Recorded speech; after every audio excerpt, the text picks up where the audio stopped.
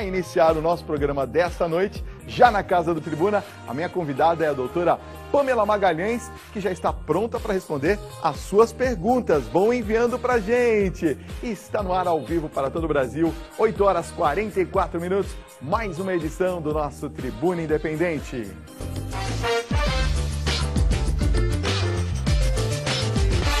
Pamela! Olá. Tudo jóia? Tudo jóia, então um beijo, minha cidade querida, São José do Rio Preto, toda a minha família lá, muita saudade, que gostosa essa experiência, né? Demais. Que coisa boa, Fábio. Demais. Contamina e olha, todo mundo. Eu fiquei muito feliz de saber que você é lá de São José do Rio Preto, estávamos conversando família aqui na maquiagem, inteira, né? Maravilhosa, beijo pra todo mundo, não dá nem pra falar nome porque é tanta gente. É tanta gente, né? Vamos lá, olha o tema de hoje, gente. O que não fazer após o término do relacionamento, Pamela? Você sabe, pensei nessa temática, Fábio, porque muita gente manda de tudo que é canto sobre a dor do término e o que eu faço, como passar por essa fase da melhor forma possível. Acho que primeiro dizer que é um momento difícil, porque é um rompimento, ninguém entra num relacionamento para que esse relacionamento termine. E aí eu pensei da gente dar algumas dicas aqui, né? Vou até começar já falando uma, que é diante da dor, a gente respeitar a tristeza, não passar por cima dela. Sabe essa história que o amigo te fala do lado? Ah, sorria, você é lindo, você é maravilhoso, você vai arranjar uma pessoa na primeira esquina. Não é bem assim, porque não importa se você é maravilhoso, se você é interessante ou não. A questão é que é uma dor e ela tem que ser respeitada. E essas etapas desse luto, desse término, precisam ser vividas, precisam, né, cada momentinho desse, a raiva, essa sensação de que, será que eu volto, será que eu não volto, a tristeza, até você conseguir aceitar. E isso leva um tempo. Não passe por cima, já queira sair, força alguma coisa, né? Perceba todo esse sentimento dentro de você. Tudo que você viveu. Precisa dar um tempinho para sentar. Olha, nós temos uma novidade hoje aqui no quadro. Ah, é? Eu te contei, não, Não, né? não, você nunca me conta. É você sempre contou, assim. Você contou para ela, Thiago? Não, né? Não. Não contou.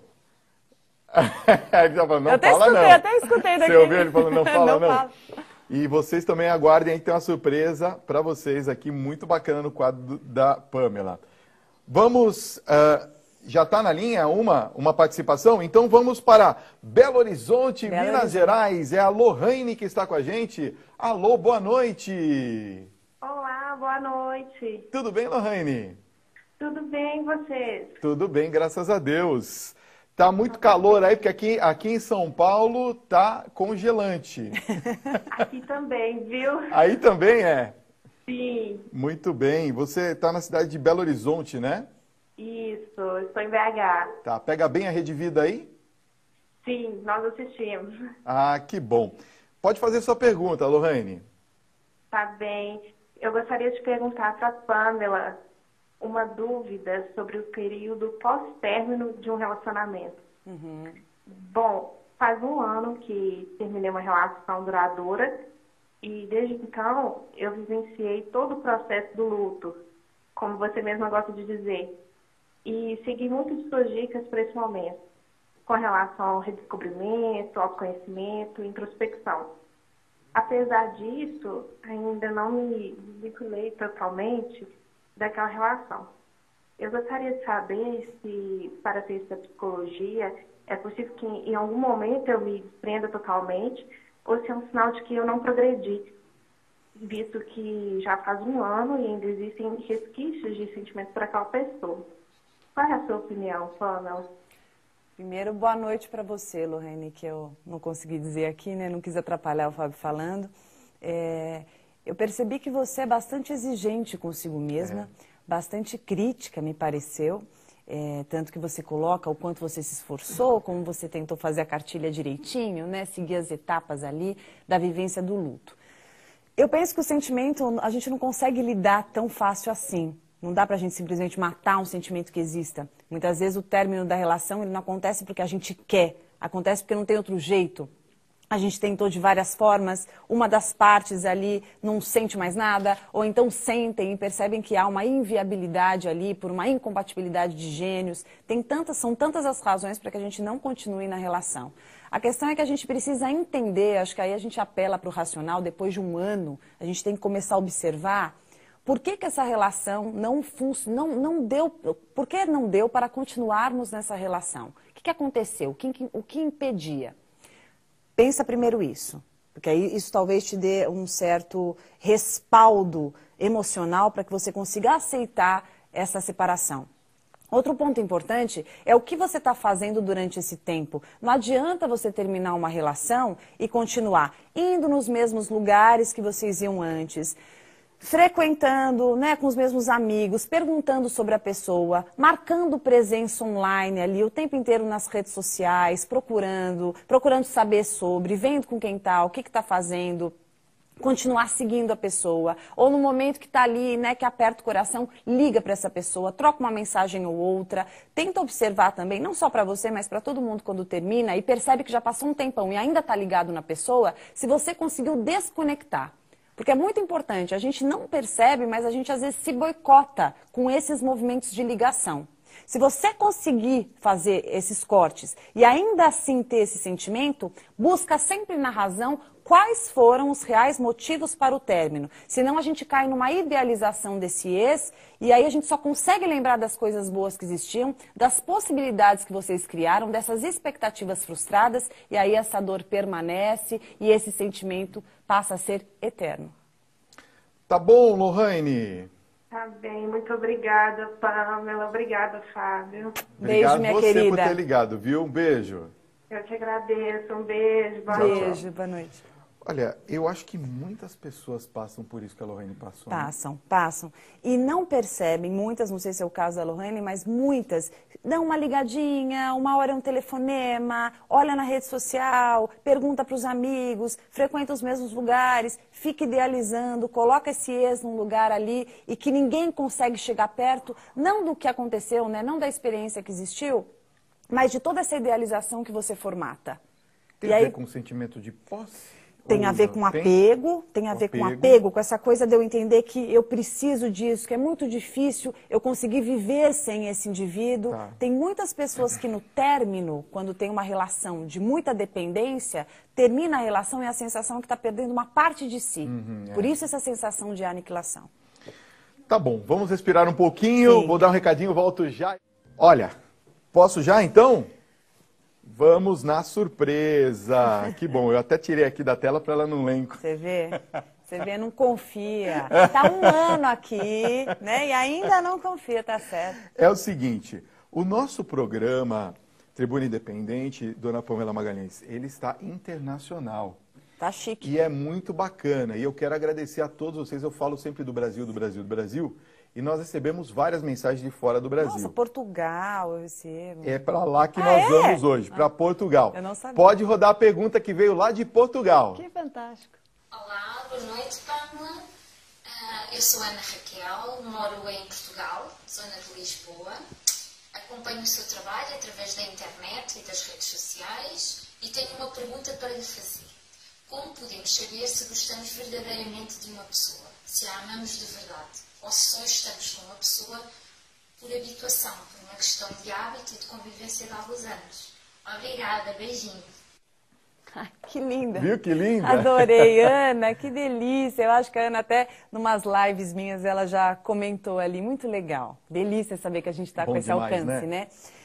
Ana, que pergunta profunda que você está fazendo. Como a gente sabe se a gente ama de verdade? Primeiro que eu acho que o amor, ele vai ser interpretado e sentido particularmente, de acordo com cada um. Depende da forma que você entendeu esse amor, como aconteceu lá atrás, nos seus primeiros anos de vida, nos seus primeiros momentos, como que você entendeu o amor, o que é amor para você.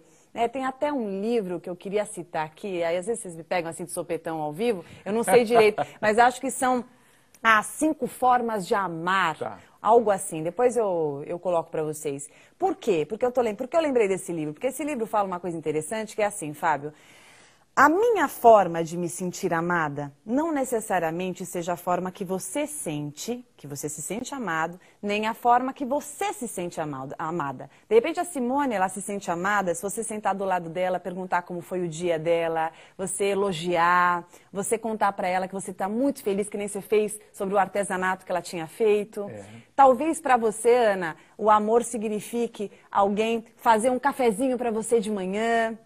Alguém está ali te apoiando de alguma forma. Talvez para o outro, amor signifique beijos, abraços, né? Fazer um amor gostoso ali no momento especial. Para cada um, o amor tem um significado. Então eu te pergunto, o que é amar para você? Como você se sente amada? Depois que você conseguir responder essa pergunta, aí você faça uma outra pergunta. A pessoa que eu tenho do meu lado me ama dessa maneira? Ama dessa forma que eu me sinto ou não? Ela ainda não entende, ela não faz por esse caminho. Se não fizer, mostre para ela. E também fique atento como é o amor para essa outra pessoa. Às vezes às vezes o parceiro te entrega flores e você não gosta de flores. Você só queria um beijo, um carinho, um abraço. Então, vale pensar quais formas de amor. Bem lembrado. Olha, eu tenho uma pergunta que chegou aqui, muito interessante. Boa noite, Pamela e Fábio. Há 2 meses... eu tomei a iniciativa de terminar o meu relacionamento pelo excesso de individualismo dele. Nós temos um filhinho de 3 aninhos e o meu ex tem agido de forma agressiva comigo, verbalmente na frente do meu filho. Eu estou me sentindo mal. Como que eu devo reagir a esta situação? Bom, com razão você está se sentindo mal. Porque é muito complicado esse comportamento. Primeiro, o egoísmo na relação, né? Você falou do comportamento individualista. Uma coisa é individualidade, eu ter a minha identidade, a minha personalidade, eu priorizar e preservar muitas coisas que dizem respeito a mim, ao meu jeitão. Mas a partir do momento que eu me proponho a me relacionar com uma outra pessoa, a flexibilidade, a capacidade de ceder é super importante, que a gente falou de formas de amor, isso é uma grande maneira da gente se sentir amado numa relação. O outro ponto, essa história de agressão, não tem nem o que comentar aqui, é um absurdo. E outra coisa, gente, para você que está assistindo, brigar e discutir na frente do filho, não faça isso. Né? É claro que você não tem o poder de repente, fazer com que esse ex-parceiro, enfim, ou você que está assistindo, o teu parceiro, faça isso na frente do teu filho. Mas fale, tente pelo menos informar. E você dê o exemplo. Teu parceiro começou a discutir na frente do teu filho, vai para puxa o parceiro fala, aqui eu não vou falar. Vai você mesmo caminhando para outro lugar, faça isso no quarto fechado, faça isso lá embaixo, no térreo do prédio, faz na praça, faz em qualquer outro lugar. Mas não faça esse show de horror, na minha opinião, na frente de uma criança, na frente de um prédio, um adolescente. Até porque ele não vai entender absolutamente nada. Não vai entender. E na verdade, Fábio, sabe o que é o pior? O pior é que ele vai entender isso de acordo com os recursos que ele tem. E ele não tem recursos ainda para poder compreender isso, o que o casal está discutindo, o que vocês têm as suas questões. Ele vai se sentir muito agredido nesses próprios recursos. Então, evite discutir perto da criança, perto do adolescente. Olha, você pode continuar enviando sua pergunta, 11 95033 6870, é o WhatsApp, estamos aqui ao vivo, são 9 horas em ponto. E eu tenho mais uma pergunta que está chegando aqui pelo nosso WhatsApp. Fábio e Pamela, boa noite. Eu sou casado há 20 anos, Pamela. Mas já tem 10 que tenho vontade de me separar. Eu e minha mulher já dormimos, inclusive, separados há 10 anos. Temos uma filha já adulta, mas nenhuma das duas trabalha para se sustentar. Eu tenho dó de ir embora e saber que elas vão passar necessidades. E o que você pode dizer, Pamela, sobre isso? Pois nós não nos relacionamos há mais de 10 anos e dormimos em quartos separados também. Que situação, primeiro hein? Eu quero agradecer a tua confiança também. em mandar esse depoimento, que eu imagino o quão difícil é. Claro. E eu vou pegar a tua pergunta e vou estender para todas as pessoas, e não são poucas pessoas, que passam uma situação similar à sua. Então, assim, não tem a relação mais, né, ali de homem e mulher, não tem mais a relação do casal, mas continua morando na mesma casa em função de muitas outras coisas. Primeiro, eu quero te contar um elemento super importante para você pensar. Cuidado com essa ideia que você persiste, que você alimenta, de que você se mantém nessa relação por causa das suas filhas, da filha, que já estão adultas ali, tá? A gente não se mantém numa relação por ninguém, embora a gente acredite muito nisso. Porque você pode perfeitamente ajudar suas filhas, que já são adultas, de uma outra forma.